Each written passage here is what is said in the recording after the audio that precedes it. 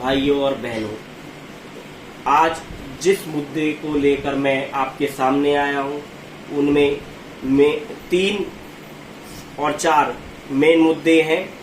जैसा कि सबसे पहला मुद्दा फैमिली आईडी, दूसरा मुद्दा प्रॉपर्टी आईडी, तीसरा मुद्दा मेरी फसल मेरा ब्यौरा। जिन 3 पोर्टलों ने हरियाणा के लोगों के नाक में दम कर रखा है, उनको परेशानियों का सामना करना पड़ रहा है। सबसे पहले मुद्दे पर बात करते हैं फैमिली आईडी पर। फैमिली आईडी जिस प्रकार खट्टर साहब ने लॉन्च की कि मेरा ये ड्रीम प्रोजेक्ट है, इससे हरियाणा के गरीब लोगों को बहुत फायदा मिलेगा, गरीब तबके का फायदा होगा। इससे हम पता लगा पाएंगे कि कौन कितना गरीब है, कौन कितना अमीर है। पर इस में हरियाणा गवर्नमेंट बिल्कुल फेल हो चुकी है। ना फैमिली आईडी से ना तो आज तक इनकम के सोर्स का पता चला, कौन कितना कमा रहा है, कौन कितना नहीं कमा रहा। दूसरा, कभी इसमें आज तक 100 में से 99% फैमिली आईडी गलत है। किसी में रिलेशन गलत है, किसी में इनकम गलत है, किसी में ऑक्यूपेशन गलत है, किसी में 4 मेंबर की आईडी है उसमें 70 लोग हैं, किसी में 80 लोग हैं। आज तक इसका कोई समाधान नहीं हो पाया। ऐसे ही फैमिली आईडी से इन्होंने सब चीज लिंक कर दी।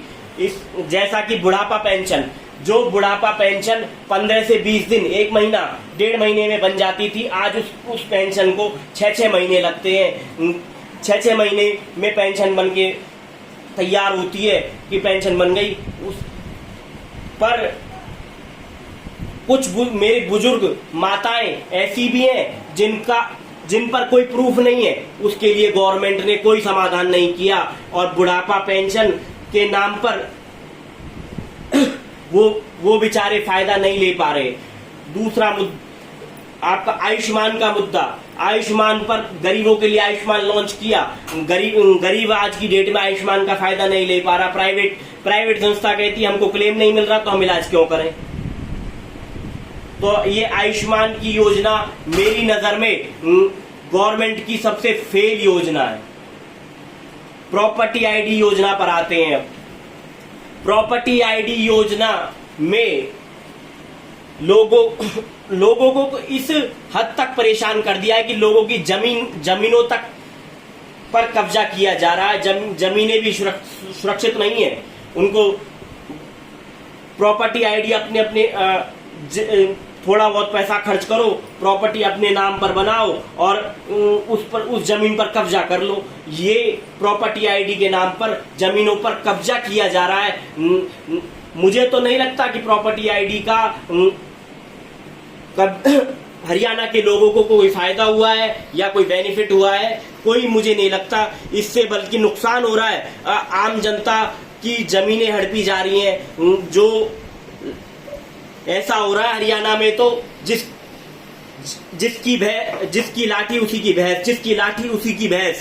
पर उसी प्रकार मेरी फसल मेरा ब्यौरा आधे से टाइम पर फसलों का ऑनलाइन रजिस्ट्रेशन नहीं हो पाता। कभी पूरी एमएसपी ऑनलाइन किसान नहीं बेच पाता। तो मेरी फसल मेरा ब्यौरा योजना भी एक विफल योजना है गवर्नमेंट की। पर गवर्नमेंट इन चीजों पर बिल्कुल ध्यान नहीं दे रही। बस इलेक्शनों के वजह से लालच पे लालच दिए जा रही है। जैसे कि 1000 किलोमीटर की यात्रा फ्री कर दी। इस गवर्नमेंट को खाली लाइन लगाने से मतलब है, पब्लिक की परेशानी से कोई मतलब नहीं। पब्लिक की परेशानी से कोई मतलब नहीं। हर चीज ओटीपी से कर दी। ये नहीं पता कि ओटीपी से कितना नुकसान हो रहा है। किसी के 30,000 निकल गए, किसी के 32,000 निकल गए। हाँ जी, आपके पास फैमिली आईडी का ओटीपी आ रहा है, आपके पास फलाने का ओटीपी आ रहा है। हमारे बुजुर्ग माताएं बहनें नहीं पढ़ पाती और वो ओटीपी कहीं और। ऐसे कई केस आए हैं जिनमें 30 और किसी के 30,000 निकल गए, किसी के 40,000 निकल गए, किसी के 50,000 निकल गए। हर चीज ओटीपी से कर दी है। तो ये मुद्दा बहुत बड़ा है, पर मैं इसका हरियाणा गवर्नमेंट से रिक्वेस्ट करूंगा कि फैमिली आईडी, प्रॉपर्टी आईडी और मेरी फसल मेरा ब्यौरा पोर्टल को बंद किया जाए, ताकि कोई और तरीका निकाला जाए, ताकि पब्लिक की समस्याओं का समाधान हो सके और उन बुजुर्ग माताओं और अपने बुजुर्गों के लिए कहना चाहूंगा जिन पर कोई डॉक्यूमेंट नहीं है एज का, उनके लिए भी कोई बुढ़ापा पेंशन बनवाने का प्रावधान लाया जाए, ताकि वो जो पेंशन के असली हकदार हैं उनको पेंशन मिल सके, पेंशन का लाभ मिल सके। इसी बात के साथ मैं अपने आप को विराम देता हूं। बस।